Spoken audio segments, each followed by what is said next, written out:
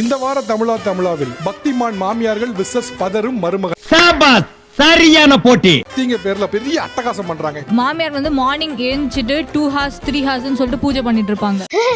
இதெல்லாம் ஒரு பயமா? காமெடி படம். எந்திரிச்ச உடனே ஃபர்ஸ்ட் பாட்டு போட்டு தான் வேலையே செய்ய ஆரம்பிப்பாங்க சார். சாமி கும்பறக்கு மட்டும் அந்த பாட்டை போடுறது இல்லைங்க. உங்கள மாதிரி மனுஷன்லாம் இருக்கனாலதான் கொஞ்சமாச்சும் மழை பெய்யுது.